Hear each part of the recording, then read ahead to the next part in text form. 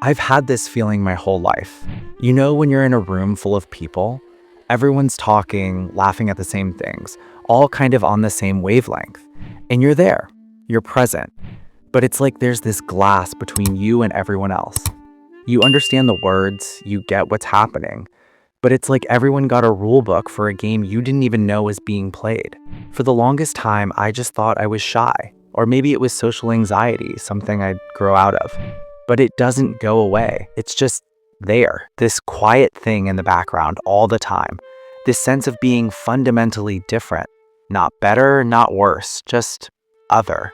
And people have all these labels for it: introverted, awkward, aloof. I've heard them all. But those words only describe what it looks like from the outside. They don't explain the why. And if you've lived with this, you know it's not really about social skills. I can be charming when I need to be. I can hold a conversation. It's not about what I do, it's about how I experience things. There's something else going on that most people don't talk about. This feeling isn't a character flaw. I think it's just how some of us are wired. I've read about this stuff. Psychologists call it sensory processing sensitivity. About 15 to 20% of people have it. In studies, they show everyone the same images, the same sounds, and the brains of these people just light up differently. More neural firing. They pick up on things other people literally don't see. The slightest change in someone's tone, the tension in a room before anyone says anything, the history between two people at a party that nobody's mentioning. So while everyone else is processing the conversation, you're processing everything underneath it. You're not just hearing the words, you're feeling the weight behind them. You're sensing the emotional landscape of the room, and it's not something you choose to do. It's just how your system runs. Your brain is scanning for depth, for the stuff below the surface. And I think that's where the feeling of being different comes from.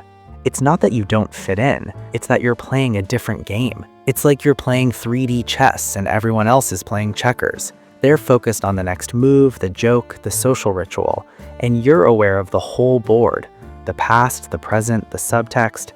And when you live in that kind of depth, the shallow end can feel incredibly lonely. This wiring doesn't just appear either. I think it's often an adaptation. If I think back to my early years, I can see it. Maybe your environment required you to be perceptive. Maybe you grew up in a house where you had to read the room to feel safe, to sense a parent's mood before you spoke, to anticipate what they needed before they asked. In that context, it wasn't a burden, it was how you survived.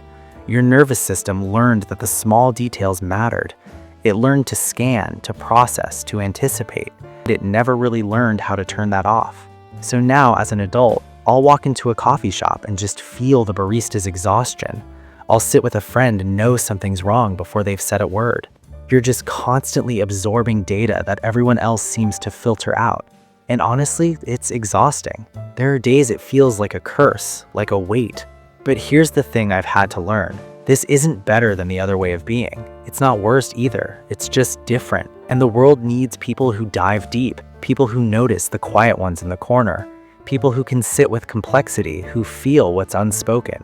The person who processes on the surface isn't wrong, and you're not right.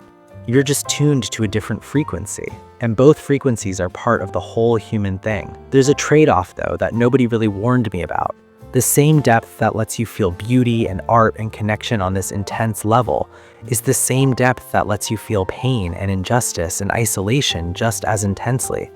You feel the highs more vividly, but you also feel the lows more sharply. You're exquisitely sensitive to the cruelty in the world, but you're also that sensitive to the magic in it. It's a package. You can't numb one without numbing the other. So if you're someone who's always felt like you're on the outside looking in, you're not broken.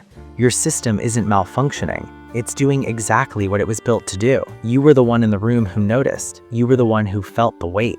And that comes with a cost, yeah, but it also has value, real value.